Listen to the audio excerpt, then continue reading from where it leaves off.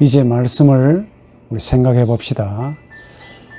오늘은 이 말씀을 가지고, 우리 읽었던 이 말씀을 가지고 이 바울의 인생관을 돌이켜보면서 이 고난 받았을 때 바울이 무엇을 보았느냐, 무엇을 믿고 의지해서 자신에게 주어진 인생의 큰 고난과 환난을 통과했느냐 하는 이 문제를 좀 생각해 봅시다. 참 고단하죠. 지난해는 더 고단했고, 이제 올해도 연말까지는 이제 마스크를 써야 하는 부담감과 힘듦, 또 이후에는 또 어떤 경제적인 문제가 찾아올지, 소상공인들은 전부 죽겠다고 힘들겠다. 참 절로 탄식이 나옵니다.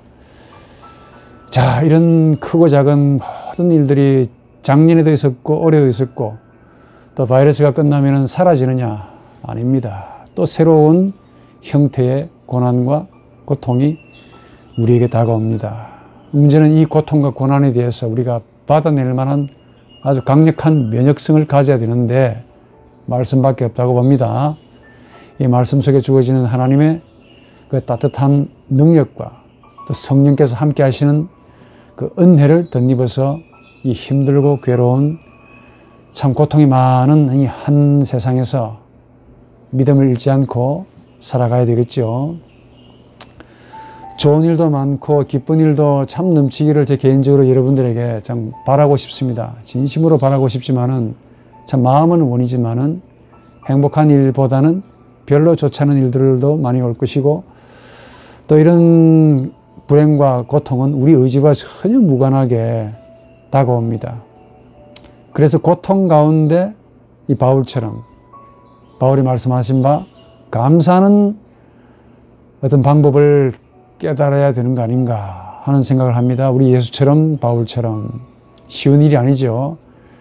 그래서 이 바울이 생각했던 바 고통 속에서 감사의 의미를 이 바울이 어떻게 깨닫게 되었을까, 무엇을 보고 감사했을까 하는 이 문제를 좀 생각해 보도록 합시다. 솔직히 환난 만나고 고통 만나고 괴로움을 만났을 때 감사한다라는 말은 참 쉬운데 이게 절대로 쉽지 않습니다. 이 쉽지 않은 이 어떤 상황에서, 이 괴로운 상황에서 하나님께 감사한다, 고통 속에서 감사한다, 즉 감사의 의미를 깊이 깨달은 자가 아니면 할 수 없는 말이죠. 보통 우리 일반적으로 감사라고 할 때 한 세 가지 형태로 생각을 해볼 수 있겠죠. 첫째는 조건 때문에, 이유 때문에 감사하는 경우가 대반이죠. 감사하십시오 라고 하면 뭐랍니까? 아이고, 감사할 이유가 있어야 감사하지요. 행복하십시오. 행복할 이유가 있어야 행복하지요. 즐거워하십시오. 아니, 슬픈 일이 많은데 무슨 소리입니까? 이렇게 말을 하는 분들이 많습니다. 틀린 말이 아니죠. 왜 모르겠습니까? 그러나 지금 바울이 말하는 이런 감사는 이런 세상적인 감사가 아니죠. 지금 우리가 말하는, 금방 말씀드렸던 감사는 조건이 있어야 되고 이유가 있어야 되고 타당할 만한 정당한 사연이 있어야 되고, 내 리비도와 또 내 주인의 욕구가 이루어졌을 때 거기서 오는 희열, 기쁨, 그 감사하겠죠. 이걸 소위 세상적이고 육체적인 혹은 육적인 감사라 이렇게 말을 할 수 있습니다. 그러니까 무언가 내가 유익한 것을, 내가 바라고 싶은 것이 내 속에 있습니다. 그게 이제 우리 인간의 힘의로 의지, 주인이 되고 싶은 욕망, 그 밑에는 리비도가 있는데, 이 육체적인 욕망이라고 그러죠. 이것과 일치하는 것이 나에게 주어졌을 때 희열, 감사, 보람, 기쁨, 만족, 행복이 오는 거죠. 그래서 빚을 갚는 마음으로 그 이유를 주신 그분에게, 뭐 이웃이든 빚을 갚는 마음으로, 대가를 지불하는 마음으로 감사하고 즐거워한다. 이 지극히 당연하고 지극히 인과율적이고 지극히 합리적이고, 소위 이걸 성경적으로 육체적인 감사다, 이렇게 말을 할 수 있겠죠. 그래서 이런 분들은 감사하지 못하면은, 감사할 이유가 없으면 절대로 감사하지 못합니다. 딱 이치에 맞잖아요. 감사할 이유가 있어야만이 감사하지요 라는 말입니다. 틀린 말이 아닌데 이게 또 정답은 아니라는 사실을 또 아셔야 돼요. 이런 식의 감사를 하지 않고 사는 사람, 즉 은혜를 예? 이유가 있어야만이 은혜를 생각하고 이유가 있어야만이 감사하고 하는 이런 사람에게는 은혜가 주어지지 않으면 절대로 감사하지 않고 또 은혜를 받지 못하면 절대로 은혜에 대해서 감사할 이유가 없겠지요. 또 이런 사람에게는 어때요? 은혜를 베풀었는데 은혜를 갚지 않으면 빚을 주었는데 빚을 갚지 않으면 욕을 하지요. 배은망덕이라고 욕을 하기도 합니다. 예. 이런 경우가 아마 세상 사람들 태반에 또 예수를 믿는다고 하지만 저나 여러분들도 거기에 해당되는지도 모릅니다. 예. 그런데 이런 세상적인 육적인 감사도 있지만은 조금 더 영적인 정신적인 감사가 있는데 비록 즐겁고 기쁜 일은 없습니다. 그러나 아픔이 없고 슬픔이 없는 것에 감사하는 그런 분들이 간혹 있습니다. 이 정신적인 사람이에요. 특별하게 행복하지는 않지만은 또 특별한 이유나 조건도 없지만은 그래도 불평하지 않고 그래도 살만하다. 살만하는 것에 대해서 감사하고 내가 질병이 없지만은 질병이 없는 것에 고마워하고 특별히 행복한 일은 없지만은 조건도 없지만은 더 나아진 것, 더 나빠지지 않은 것에 대해서 감사하는 경우들이 있습니다. 예. 고통이 없는 것에 대한 감사하는 분들이 있죠. 특별히 아주 건강하지 않지만은 조금 몸이 안 좋지만은 그래도 더 이상 나빠지지 않은 사실에 대해서 감사하는 분들이 있는데 이런 분들도 상당히 정신적인 감사의 의미를 좀 알고 있다라고 봅니다. 소위 배운 사람들, 지적인 자기 성찰이 있는 분들, 주로 내면의 인생의 그 내면을 좀 아시는 분들이, 종교인들이 주로 많이 이런 생각을 갖지요. 그런데 이것 말고도 또 있습니다. 정말 감사하기 힘든 경우가 있어요. 무슨 말이냐? 이게 지금 바울의 경우인데 지금 내 안에 아픔이 있습니다. 두 번째까지는 아픔도 없어. 더 이상 더 안 좋은 상황에 떨어지지 않은 것에 대해서 감사한다라고 하시면은 이번 경우는 내 속에 좀 아픔이 있다 이 말이에요. 지금 내 속에 고통이 있습니다. 고통이 떠나질 않고 있어. 평생 가야 돼. 그런데 지금 이 마음에, 이런 내 마음에 시련이 있고 눈에 지금 눈물이 나와요. 눈에 눈물이 나오는데도 불구하고 마음으로는 감사하는 분들이 굉장히 드물게나 있습니다. 그래서 우리식으로 조금 좋게 은유적으로 말하면 소위 눈물 골짜기를 통과하는 중인데 어둡고 깊은 지하터널, 이 잿빛의 지하터널을 통과하는 중인데도 불구하고 감사하는 분들이 드물게 있더라 그 말입니다. 자, 이런 경우는 정신적인 감사의 굉장히 깊은 영역이죠. 그래서 이걸 영적인 감사라고 칭하지 않을 수 없지요. 왜 영적이냐?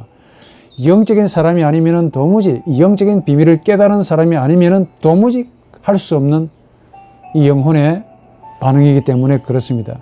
쉽게 말해 이런 분들은 사람 사는 것이 빵과 떡으로 돈과 권세로 주인이 되려는 의식으로 사는 자가 아니라는 것, 사는 것만이 전부가 아니라는 사실을 적어도 깨달은 자가 아니면은 불가능합니다.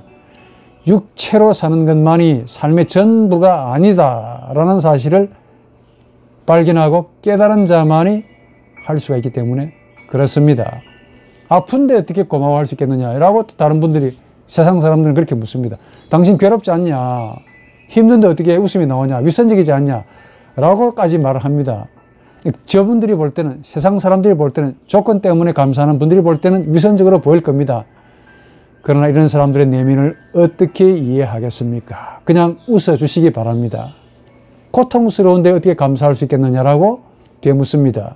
예, 환난 가운데 지금 죽겠는데 어떻게 감사할 수 있겠느냐. 남편, 아내, 가정, 자식 때문에 죽겠는데 사업이 안 돼서 지금 죽을 판국인데 어떻게 감사할 수 있겠느냐.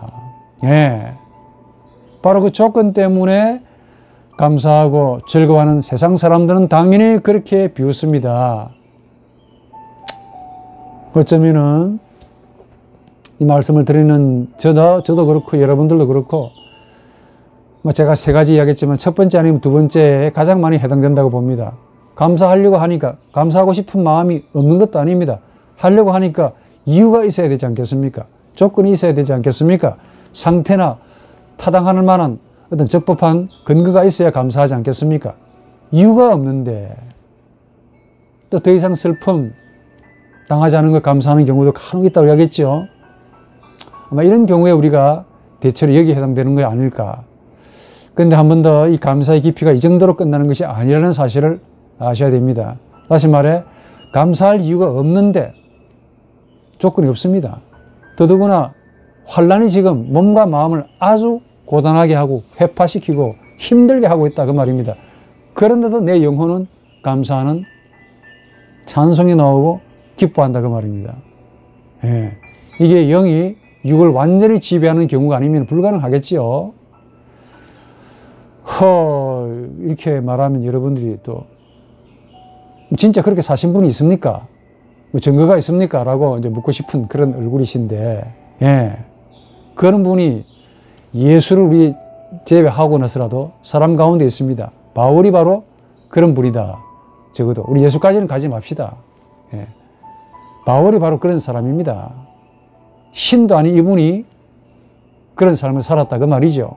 바울의 감사를 머리에 말해야 됩니다. 한마디로 이분의 삶이 뭐냐? 고난 가운데 감사하는 것이었습니다.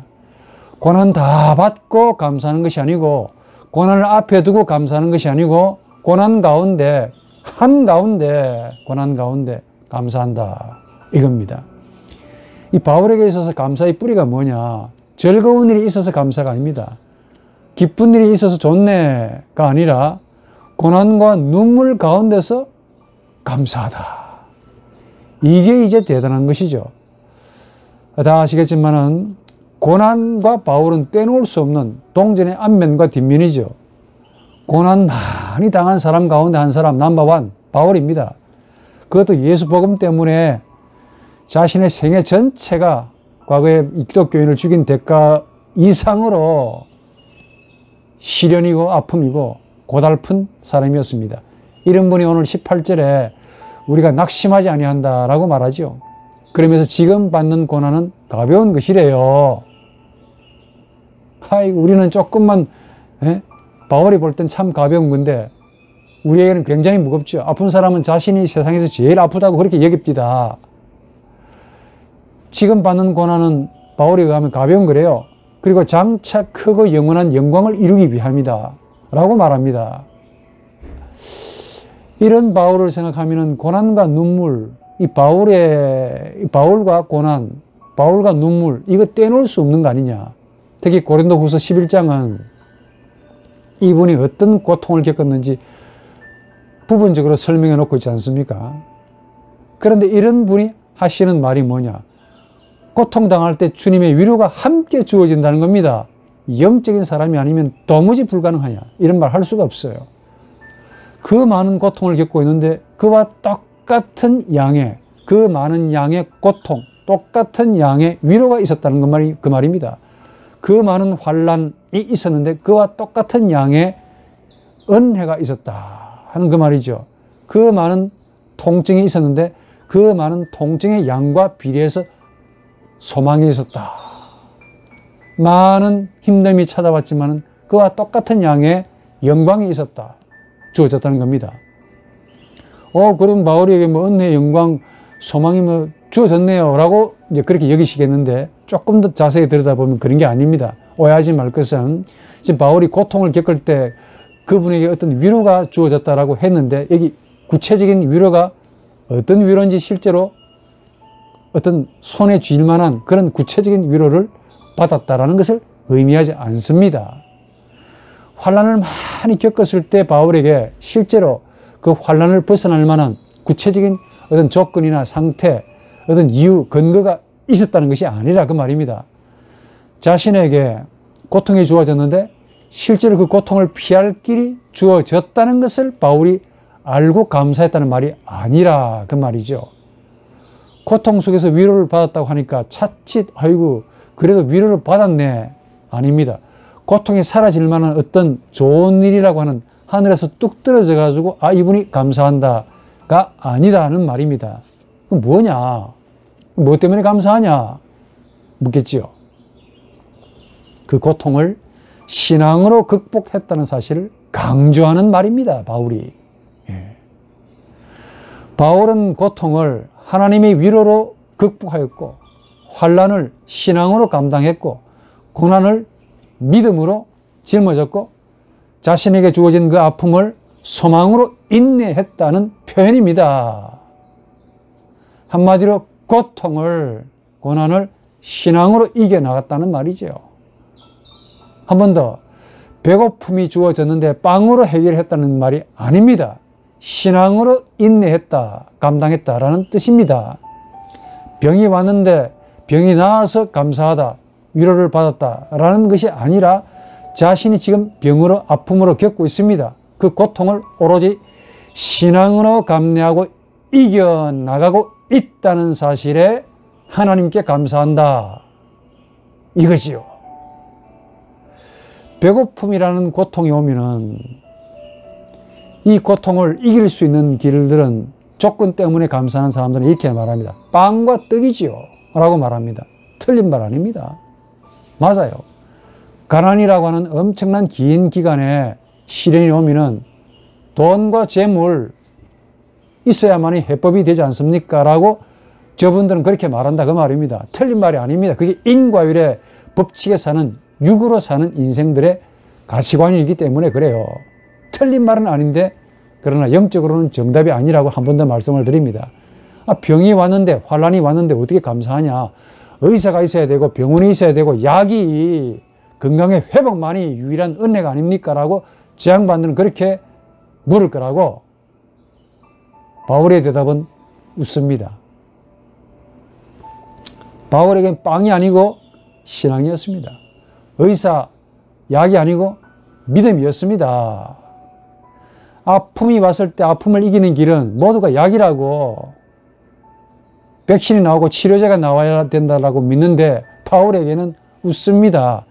약이 아니고 신앙이라고 말합니다. 이야, 그래서 바울에게는 신앙이 고통을 이기는 힘이었습니다. 고통을 안 받는다가 아니고 고통을 받고 있으면서 그 고통을 이겨나가는 힘에 감사한다. 그게 신앙이라고 바울이 본 거야.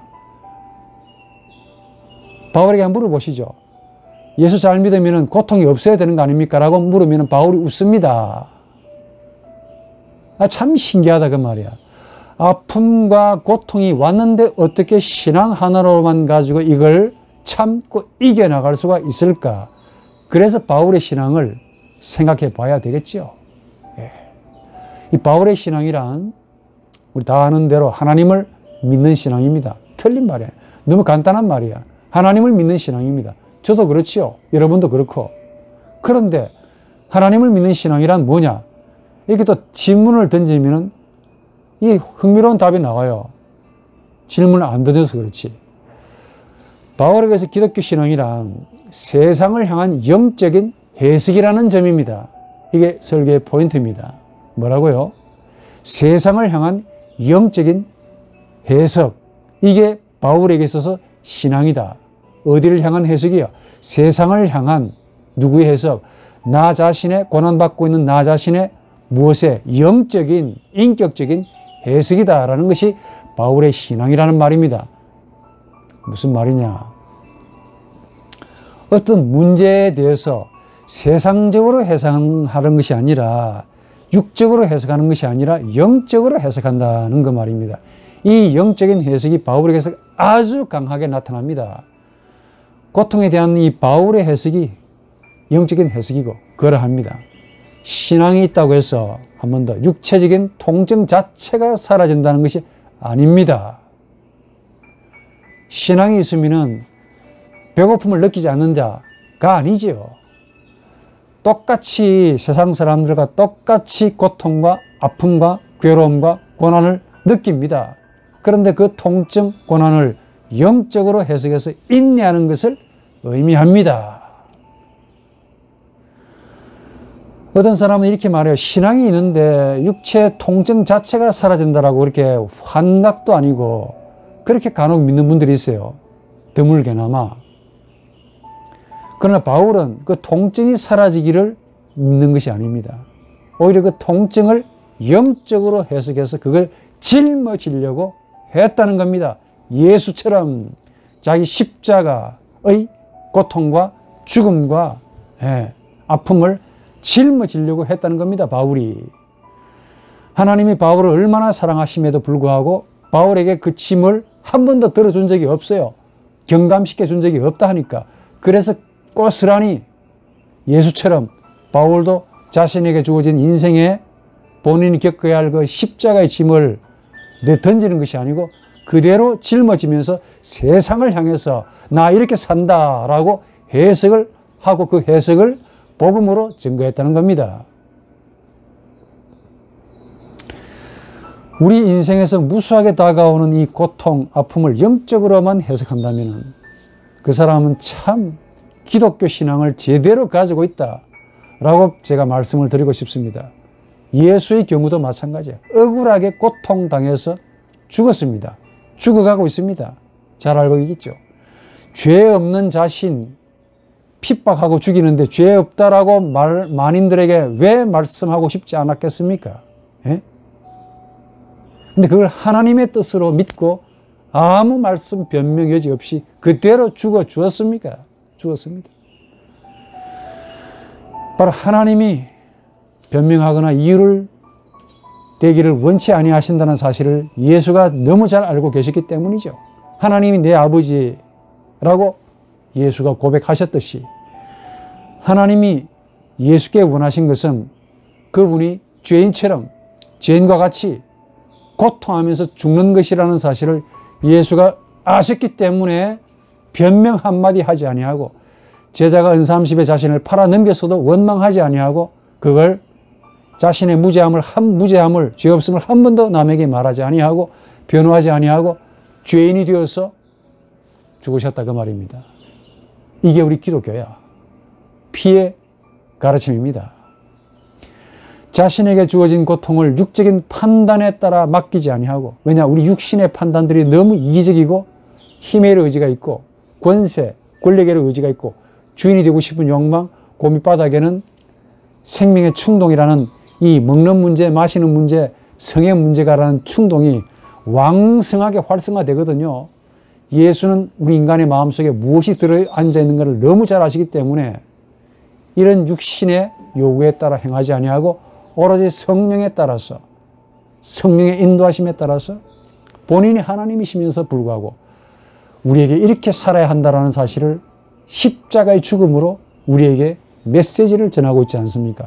바울도 이 사실을 너무 잘 깨달았습니다. 바울 역시 자신에게 주어진 이 인생의 험난한 고통을 영적으로 해석하면서 살아가려고 노력했던 자입니다. 오늘 예수를 믿는 우리들도 우리에게 주어지는 이 고통을 이렇게 영적으로 해석하고 살아가는 것이 필요하다라는 사실을 예수 그리고 바울이 우리에게 복음으로 말씀으로 남겨놓았습니다. 이걸 배우기 위해서 교회, 이걸 배우기 위해서 신학을, 이걸 배우기 위해서 예수께 묻는 거 아닙니까? 자, 그렇다면은 고통을 영적으로 이해한다는 것이 뭐냐를 좀 아셔야 되겠죠.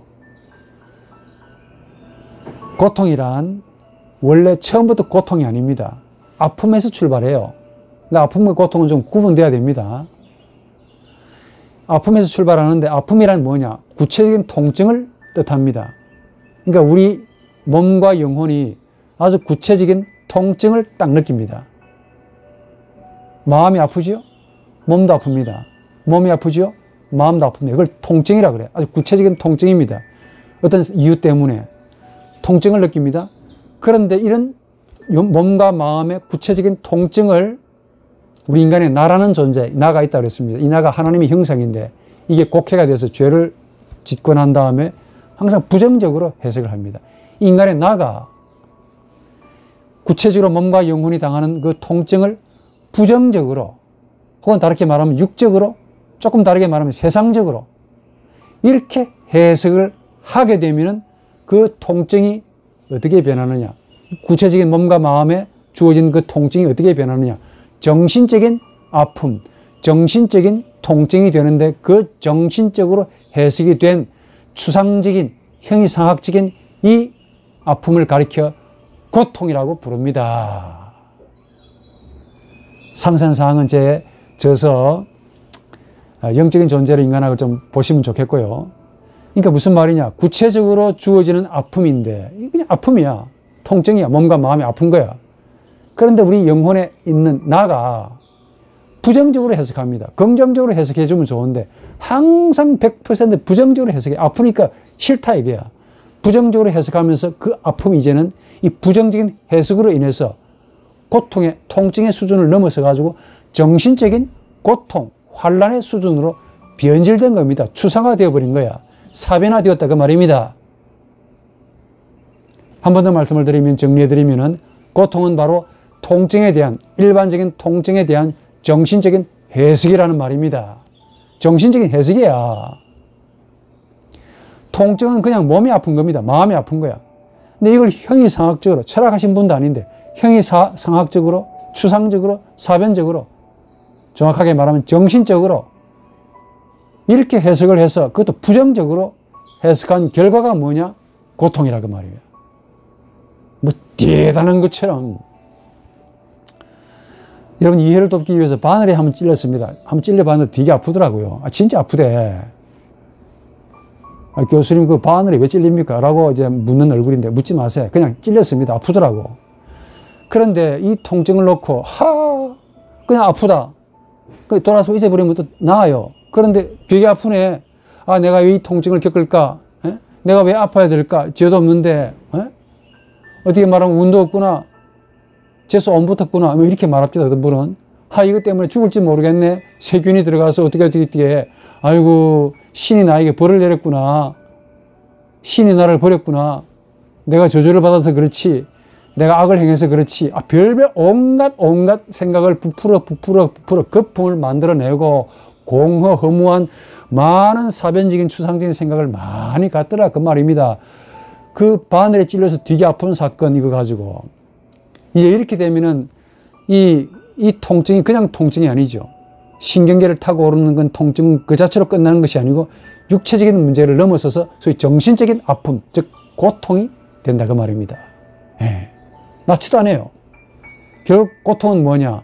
통증을 해석하는 영혼과의 문제라 그 말입니다. 고통은 특정 통증을 인간의 나가 부정적으로 해석하기 때문에 생기는 겁니다.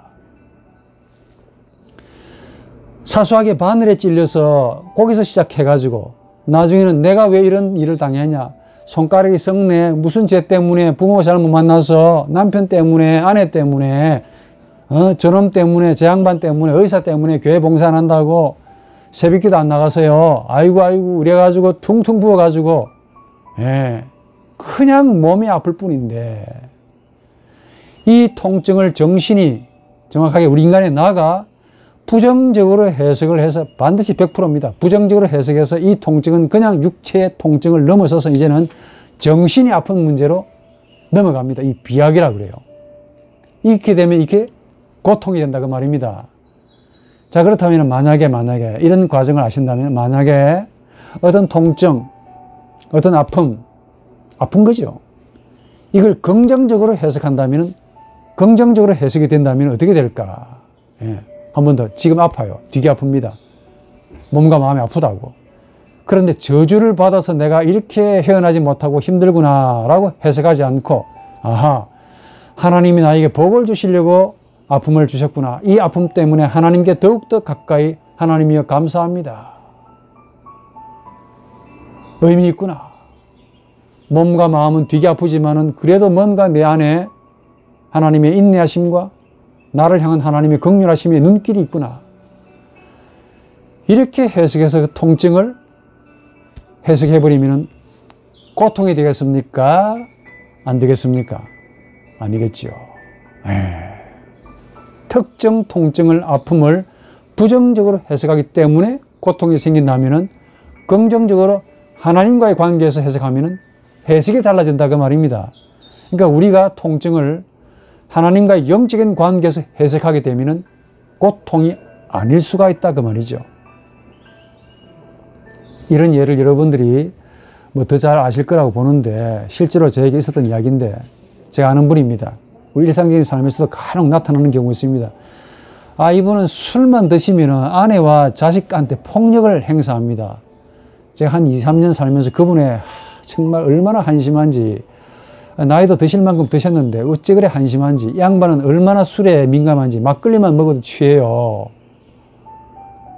막걸리의 그 도수가 얼마나 되는지 이제 궁금해 내가 한번 조금 맛을 봤다는 거 아닙니까?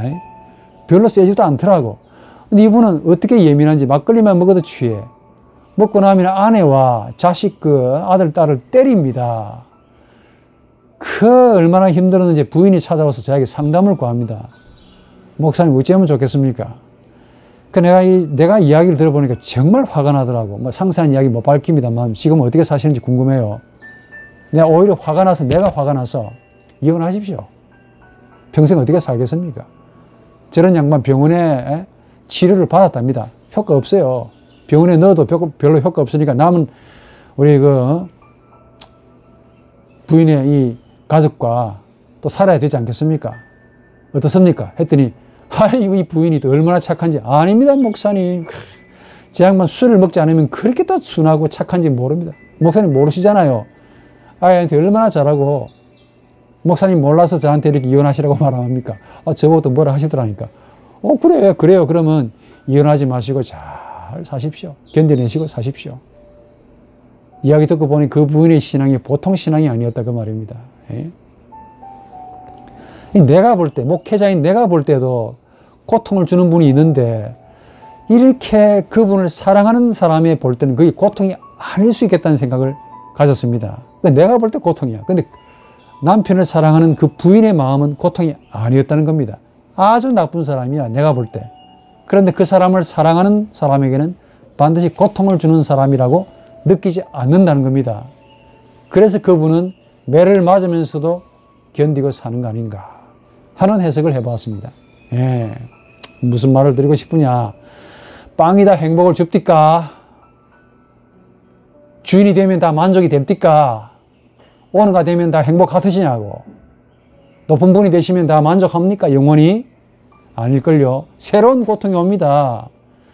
그래서 배고픈 사람에게는 빵이 복음이 될 수 있겠지만은 배부른 사람에게는 빵이 오히려 고통을 줍니다. 고통과 고통이 아님에 대한 척도가 본인에게 달려있다 그 말입니다. 무슨 말이냐. 특정 주어진 그 통증, 아픔을 정신이 나가 부정적으로 해석하느냐 혹은 영적으로 하나님과의 관계에서 영적으로 해석하느냐에 따라서 통증의 의미가 달라진다 그 말입니다. 고통은 통증 때문에 생기는 것이 아니라 우리 영혼의 존재 의미 때문에 생깁니다. 의미를 발견하지 못하기 때문에 고통이 되는 거야. 통증을 항상 부정적으로 해석하는 것은 영혼이 그만큼 세상적이고 육적이고 우리식으로 말해 병들었다 하는 증거지요. 성경적으로 말해 육체에 속한 사람이기 때문에 그렇다는 겁니다. 이 썩어져가는 육체를 믿는 자들이죠.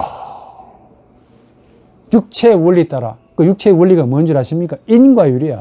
조건이 있어야 감사하고 조건이 사라지면 원망하고 나에게 슬픈 일이 있으면 괴로워하고 원망하고 이렇게 인과율의 법칙에 따라서 세상의 원리에 따라서 살아가는 사람들이지요.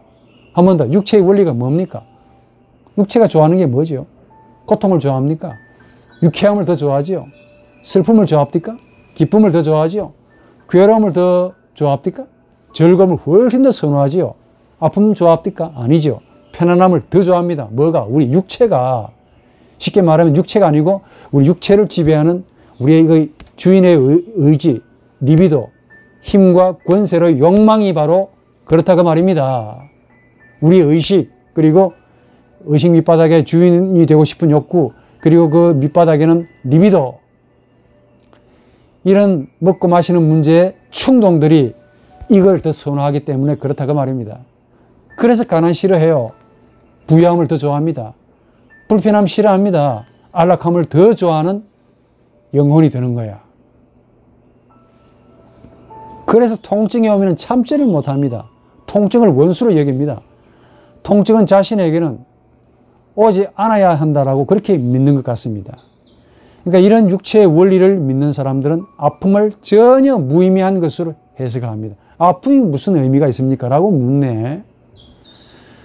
물론 아픔은 의미가 없는 것처럼 보입니다. 그러니까 의미가 없으니까 아픔은 원수가 되고 저주가 되죠. 불행이 되고 나중에는 그게 고통스러운 악이 되어버립니다. 아픔을 악이라고 저주하는 분들이 제법 되죠. 그런데 이 문제를 예수께 그리고 신앙의 선배들에게 물어보십시오. 에? 아픔이 악이라고 합니까? 고통스러운 저주가 된다고 해석을 해 주었느냐고. 우리 예수는 그렇게 해석하신 적이 없습니다. 하나님이 원하셨다라고 해석하신 거예요. 특히 예수의 십자가 죽음.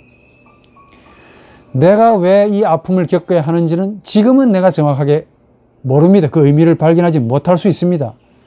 우리 인간의 영역이 물의 깊이가 얕아서. 그러나 하나님을 의지하고 하나님과 영적인 관계가 깊어지면 깊어질수록 하나님의 수준만큼 내가 올라가게 되면 그 아픔조차도 의미를 찾습니다. 영적인 관계에서 해답을 찾는다 하니까 의미 있게 해석하면서 하나님의 뜻이 어디에 있는가를 찾으려고 애를 쓰면서 그 나에게 주어지는 아픔과 통증이 의미를 갖습니다. 새로운 의미를 갖는 거죠. 그 의미를 갖도록 해석하는 것이 바로 신앙입니다. 기독교 신앙이야.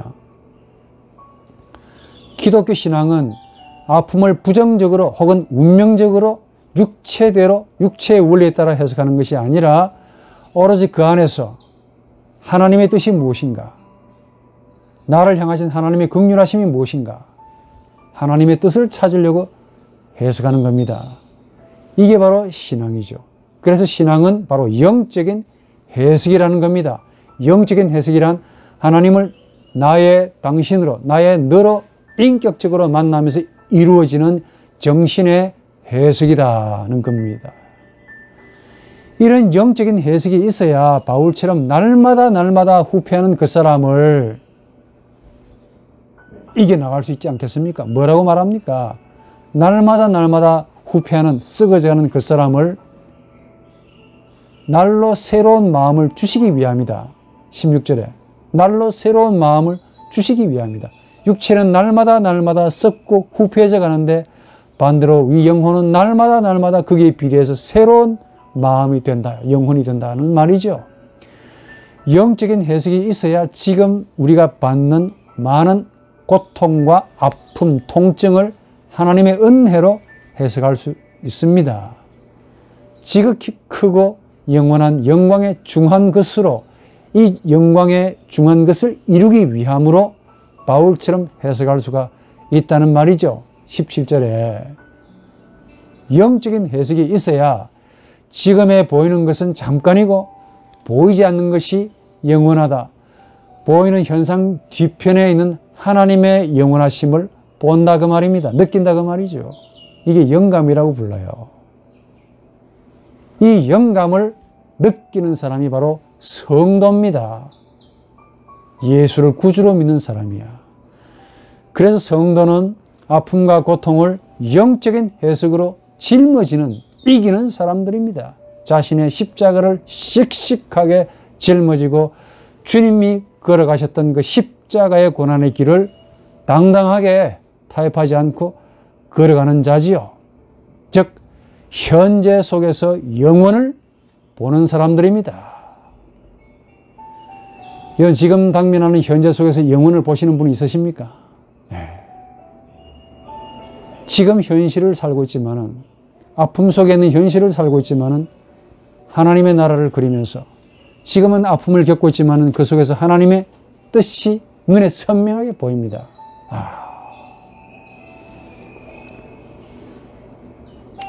올 한 해도 즐거운 일이 있기를 바라지만은 어쩌면은 우리가 원치 않는 힘듦이 많이 있는 한 해가 될는지 모릅니다. 예수의 고난을 깊이 생각해 보시기 바랍니다. 이런 믿음으로 이겨나가시기를 바랍니다. 이런 신앙으로 우리 인생을 잘 경주하시기를 바랍니다. 우리 주님께서 그렇게 땅 위에서 사셨기 때문에 내가 이렇게 사신 그대로 너희들도 이렇게 살아와라 라는 하나님의, 우리 주님의 따뜻한 충고 아니겠습니까? 이게 복음입니다. 그리고 많은 주의 증인들이 그렇게 살아갔고 우리도 예수를 주로 믿는 한 그렇게 살아가야 하는 것이 마땅하다고 봅니다. 구름같이 허다한 정인들이 우리를 지켜보고 있습니다. 나 혼자뿐이네. 그건 여러분 생각이야. 눈으로 보면 나 혼자야. 그러나 허다한 정인들이 우리를 지켜보고 박수를 치고 힘내라, 힘내라, 힘내라. 그게 맨 앞에 서신 분이 예수 그리스도. 아무개야 힘내라, 힘내라. 네가 지금 가는 길은 내가 가는 길이었는데 잘 따라오고 있네. 박수를 치고 우리를 격려하고 위로하신다 그 말입니다. 이런 정인들 앞에서 우리도 주님처럼 영적으로 살아야 됩니다.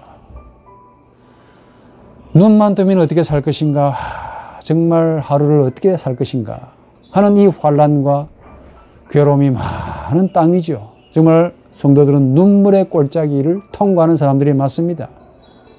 예, 눈물의 골짜기. 이 눈물의 씨를 뿌리는 자만이 기쁨이라는 곡식을 추수하는 즐거움이 있을 겁니다. 오늘 우리가 겪고 있는 이 아픔, 환난을 잘 통과하시고, 통과하는 정도로 끝나는 게 아니고 우리 예수처럼, 신앙의 선배처럼 믿음의 씨를 잘 뿌리시면은 때가 되매 우리가 뿌렸던 그 씨를 통해서 많은 열매가 오는데 기쁨과 영생을 추수하는 즐거움을 가질 때가 옵니다. 그때 가서야 내가 땅 위에서 받았던 고통과 괴로움이 얼마나 작은 것인가, 이런 작은 것에 비해서 얼마나 크게 기쁘게 감지할 수 없는, 느낄 수 없을 만큼의 큰 행복을, 즐거움을 느끼고 있는가를 깨달을 겁니다. 이런 은혜로 힘있게 살아가시기를 바랍니다.